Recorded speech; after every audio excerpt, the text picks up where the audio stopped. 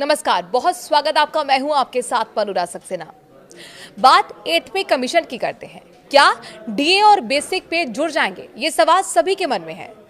दरअसल वित्त मंत्रालय ने इसको लेकर तस्वीर साफ कर दी है और क्या कहा है, इस वीडियो में आपको देंगे पूरी जानकारी।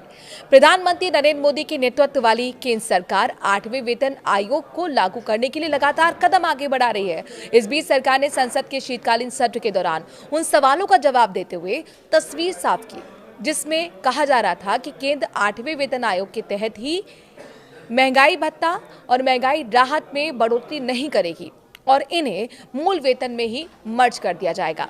आइए जानते हैं सरकार ने इस मुद्दे पर क्या कहा है। सरकार ने कहा नो मर्जर।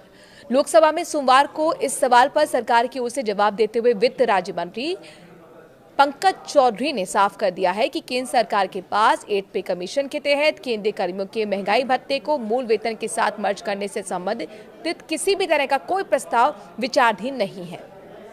दरअसल ऐसा अनुमान लगाया जा रहा था कि डीआर में बढ़ोतरी न करते हुए इसे बेसिक पे में ही मर्ज कर दिया जाएगा।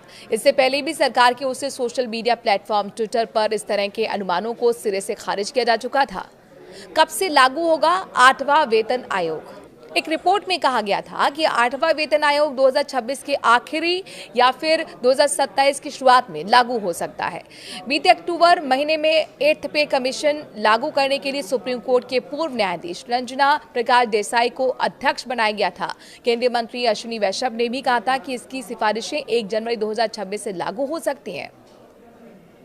1 करोड़ से ज्यादा को फायदा होगा और कितनी बढ़ेगी सैलरी, चलिए बताते हैं।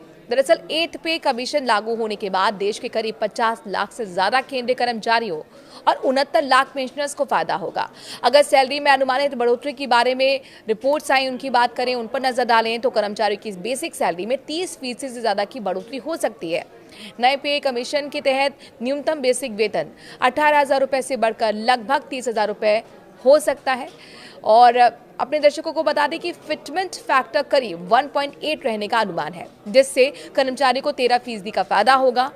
बीते दिनों ब्रोकर्स फर्म एम्प्टिस कैपिटल की रिपोर्ट में दावा किया गया था कि इससे वेतन और पेंशन में 30 से 34% की बढ़ोतरी हो सकती है।